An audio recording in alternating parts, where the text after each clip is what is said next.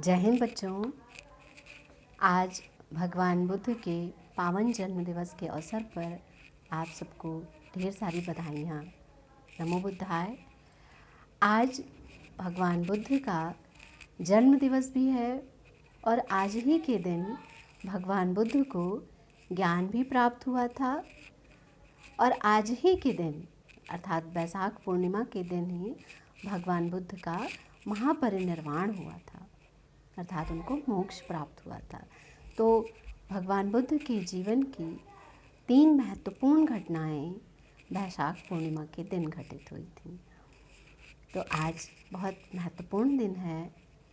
विश्व में शांति स्थापित हो, सब स्वस्थ रहें, इसी प्रार्थना के साथ आज भगवान बुद्ध के जन्म दिवस के अवसर पर आपको बौद्ध प्रतिमाओं के विषय में पढ़ाऊंगी। बौद्ध प्रतिमाएं दुनिया में सबसे ज़्यादा निर्मित हुई हैं और सबसे पहले भगवान बुद्ध की ही प्रतिमा का निर्माण हुआ और विश्व के अनेक देशों में बौद्ध धर्म राजधर्म के रूप में भी स्थापित हुआ। भगवान बुद्ध की शिक्षाएं दूर दूर तक प्रचारित और प्रसारित होती रहीं। सबसे पहले भगवान बुद्ध के जीवन के विषय में थोड़ा सा आपको जानकारी देते हैं कि भगवान बुद्ध का जीवन और मेन चीज़ें, क्योंकि वो बहुत सारी चीज़ें तो हम लोग बचपन से पढ़ते आ रहे हैं और भगवान बुद्ध के विषय में सभी को ज्ञात है, सभी बचपन से ही पढ़ते हैं। तो सबसे पहले भगवान बुद्ध के पिता महाराज शुद्धोधन, उनका गणराज्य कपिलवस्तु के शाक्य थे। उनकी माता का नाम माया देवी था। उनकी माता का गणराज्य कोलीय था, वो कोलीय वंश की राजकुमारी थी। और उनकी मौसी जो थी, उनकी विमाता जिन्होंने उनका पालन पोषण किया था, महाप्रजापति गौतमी थी। बुद्ध का जन्म स्थान लुम्बिनी, उनके बचपन का नाम सिद्धार्थ था और उनका गोत्र गौतम था। उनके गोत्र के नाम पर भी उनका नाम गौतम पड़ा, गौतम बुद्ध पड़ा। उनकी राशि सिंह थी। उनकी पत्नी यशोधरा, बिंबा, गोपा, भद्दकचना, ये चारों नाम एक ही स्त्री के हैं। अलग अलग ग्रंथों में उनकी पत्नी का नाम मिलता है, नाम अलग अलग है और सबसे प्रसिद्ध नाम यशोधरा है। उनकी पत्नी का कुल शाक्य कुल था। भगवान बुद्ध को बोधि प्राप्त हुआ। बोधगया में उनको ज्ञान प्राप्त हुआ। बोधि प्राप्ति दिवस वैशाख पूर्णिमा, आज का दिन, आज भी वैशाख पूर्णिमा है। बोधि वृक्ष, पीपल वृक्ष के नीचे उनको ज्ञान प्राप्त हुआ। धर्मचक्र प्रवर्तन स्थल जो था वो ऋषिपत्तन, जो आज का सारनाथ है, वहाँ पर सबसे पहले उन्होंने अपना उपदेश दिया, जिसको पाली भाषा में या बौद्ध भाषा में धर्मचक्र प्रवर्तन कहते हैं। और बुद्ध अस्वस्थ कहाँ हुए? पावा में उनका स्वास्थ्य बिगड़ गया, वो अस्वस्थ हो गए और वहाँ से फिर वो कुशीनारा पहुँचे, जो आधुनिक कुशीनगर है, और कुशीनारा में उनका महापरिनिर्वाण हो गया। ये जो है कुछ महत्वपूर्ण बुद्ध के जीवन से संबंधित घटनाएं हैं जो आपको पता है, लेकिन फिर भी एक नंबर के क्वेश्चन में अक्सर पूछा जाता है और ये जानकारी सभी को होनी चाहिए। अब इसके बाद बौद्ध प्रतिमाओं के विषय में आपको थोड़ा सा बताते हैं कि बौद्ध प्रतिमाएं क्या रहीं, कब शुरू हुई, कैसे निर्मित हुई। वस्तुतः भारतीय संस्कृति की यह विशेषता रही है कि इसमें समकालीन रूप से विभिन्न धाराओं का समन्वित प्रवाह रहा है। यह तथ्य सांस्कृतिक इतिहास के प्रत्येक युग में विद्यमान रहा है। जैसे एक ब्राह्मण संस्कृति की धारा और दूसरी श्रमण संस्कृति की धारा। प्रारंभ से ही एक ब्राह्मण संस्कृति की धारा रही और दूसरी श्रमण संस्कृति की धारा रही। श्रमण संस्कृति अर्थात सन्यासियों की संस्कृति, साधु सन्यासियों की धारा। ब्राह्मण संस्कृति की धारा के अंतर्गत वैदिक और ब्राह्मण की गणना की जाती है तथा द्वितीय धारा जो श्रमण संस्कृति की थी उसमें जैन, बौद्ध एवं चार्वाक आदि आते थे। इसमें तापसी और योग प्रवृत्तियों को प्रमुखता प्राप्त थी। बौद्ध धर्म का उद्भव 6ठी शताब्दी ईसा पूर्व में भारत में हुआ था, जिसके अधिष्ठाता गौतम बुद्ध थे। कालांतर में बौद्ध धर्म ने भारत की सीमाओं को लांघकर विश्व में अपना महत्वपूर्ण स्थान बनाया।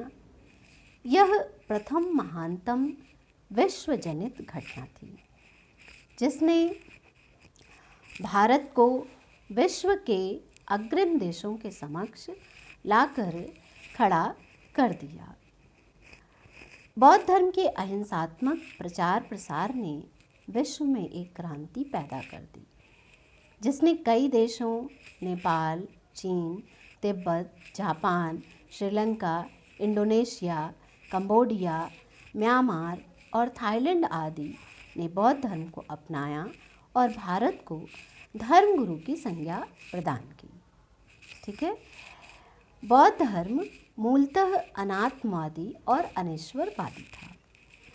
स्वयं गौतम बुद्ध का देवताओं एवं उनके पूजन में विश्वास नहीं था और उन्होंने अपने मूर्ति निर्माण और पूजा का स्पष्ट निषेध भी किया था।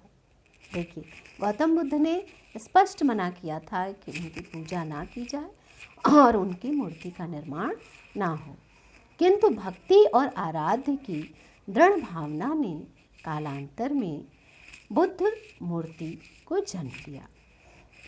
इसका शुभारंभ पुरातात्विक परिप्रेक्ष्य में देखा जाए तो अशोक महान के समय में हुआ।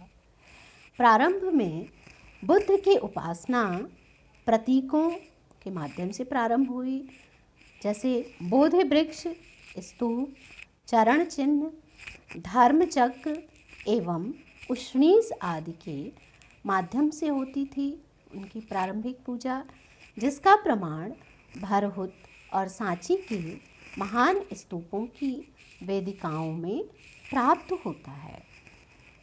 किंतु मानव की आराध्य भावना इससे पूर्ण न हुई।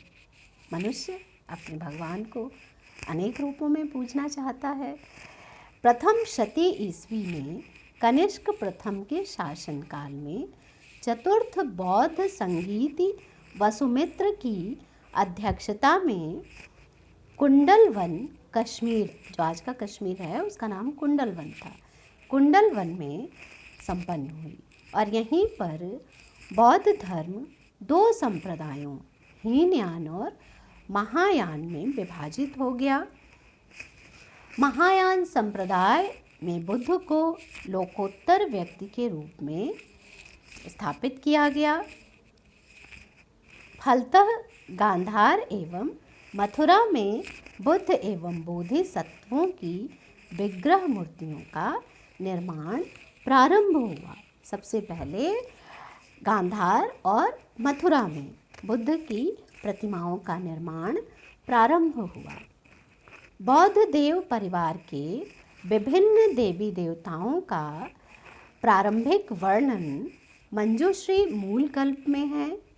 बौद्ध देव समूह की धारणा और उसका वर्गीकरण सर्वप्रथम गुह्य समाज तंत्र में निरूपित हुआ है। 5 ध्यानी बुद्ध, 5 मानुषी बुद्ध एवं उनकी शक्तियों की कल्पना बौद्ध देवकुल की धुरी है। 5 ध्यानी बुद्ध विश्व के निर्माण के मूल में निहित 5 तत्वों के सूचक भी हैं। बौद्ध परिवार की पूर्णता एवं वर्गीकृत विकास लगभग 7वीं शती ईस्वी और बाद की शताब्दियों में वज्रयान या तंत्रयान के प्रभाव के कारण हुआ। बौद्ध देव परिवार के विभिन्न देवी देवताओं के स्वतंत्र लाक्षणिक स्वरूपों का विस्तृत निरूपण साधनमाला, निष्पन्न योगावली, नाम संगीति, महामाया विजयवाहिनी, सूरा देवी, अष्टसहस्त्रिका प्रज्ञा पारमिता में निरूपित है। ये प्रमुख ग्रंथ बौद्ध धर्म के महत्वपूर्ण ग्रंथ हैं।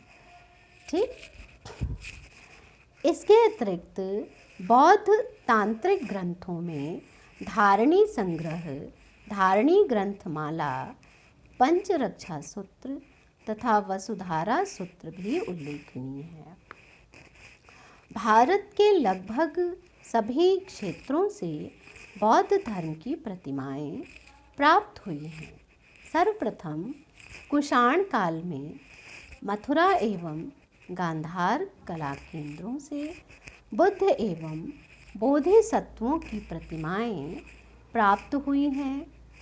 तांत्रिक प्रभाव की मूर्तियां मुख्यतः बिहार, बंगाल एवं उड़ीसा से प्राप्त होती हैं। असम तांत्रिक प्रभाव का महत्वपूर्ण केंद्र था। आगे चल कर के बौद्ध धर्म में तंत्रयान का भी एक शाखा विकसित हुई। मगध क्षेत्र की मूर्तियां सारनाथ, नालंदा, ओदंतपुरी और बोधगया से, उड़ीसा की प्रतिमाएं रत्नागिरी, उदयगिरी, ललितगिरी और बंगाल क्षेत्र की प्रतिमाएं दिनाजपुर, राजशाही, विक्रमपुर, वीरभूमि जनपदों से मिली हैं। अजंता, एलोरा, औरंगाबाद से 6ठी शती की प्रतिमाएं प्राप्त हुई हैं। महाराष्ट्र के कन्हेरी, मध्य प्रदेश के सीरपुर, राजस्थान के चित्तौड़गढ़, उत्तर प्रदेश के महोबा से भी प्राप्त हुई हैं। दक्षिण भारत से बौद्ध पुरावशेष कम प्राप्त हुए हैं। यहाँ की कला निधियाँ 7वीं से 14वीं शती ईस्वी की है। कर्नाटक के शिमोगा जनपद में स्थित बल्ली गाँवे में के संग्रहालय में प्रतिमाएं सुरक्षित हैं। भारत से बाहर के देशों में नेपाल, चीन, तिब्बत, जापान आदि से 12वीं शती की प्रतिमाएं प्राप्त हुई हैं। मध्यकाल की प्रतिमाएं इंडोनेशिया, कंबोडिया और श्रीलंका में मिलती हैं। मथुरा से बुद्ध, बोधिसत्व, जंभल, इंद्र, मैत्रेय, हारिति की प्रतिमाएं प्राप्त हुई हैं। यहाँ की प्रतिमाएं तांत्रिक या वज्रयान से प्रभावित नहीं हैं। अन्य स्थलों से ध्यानी बुद्ध, लोकेश्वर, मंजूश्री तारा, वसुधारा, नीलकंठ, वज्रसत्व, पर्ण शबरी, सिंहनाद, लोकेश्वर, मंजुवर, अपराजिता आदि देवी देवताओं की, जो बौद्ध देवी देवता हैं, उनकी प्रतिमाएं भी प्राप्त हुई हैं। लगभग सभी प्रकार की मुद्राएं भी उपस्थित हैं। सभी प्रकार की मुद्राएं जैसे ध्यान मुद्रा है, भूमि मुद्रा है, उपदेश मुद्रा है, आशीर्वाद मुद्रा है। ये बौद्ध धर्म में मूर्तियों के निर्माण की अलग अलग मुद्राएं हैं। जैसे धर्म चक्र प्रवर्तन मुद्रा है, प्रलंब पाद है, भूमि स्पर्श है, ध्यान मुद्रा है और महापरिनिर्वाण की मुद्रा में भी मूर्तियों का निर्माण हुआ है। कन्हेरी के 11 मुखों वाली अवलोकितेश्वर प्रतिमा महाप्रमाण बुद्ध तथा महोबा की सिंहनाद, लोकेश्वर, महाराज लीला मुद्रा की श्रेष्ठतम प्रतिमाएं हैं। ध्यानी बुद्ध, उनकी शक्तियों और उनसे विकसित बोधिसत्व एवं वज्रयान में स्थापित ब्राह्मण देवी देवताओं के लक्षण मुद्रा, वाहन, वर्ग, आसन, भुजा, मुख एवं अन्य विशेषताओं को विस्तार से बताया गया है। तो ये लक्षण और ये विशेषताएं बौद्ध देवी देवताओं में भी स्थापित किया गया है। अलग अलग मुद्राओं में बौद्ध देवी देवताओं की मूर्तियां निर्मित की गई हैं और आज भी भगवान बुद्ध की मूर्तियों का निर्माण कार्य जगह जगह चल रहा है। तो आज के लिए बस इतना ही। धन्यवाद। जय हिंद। जय हिंद।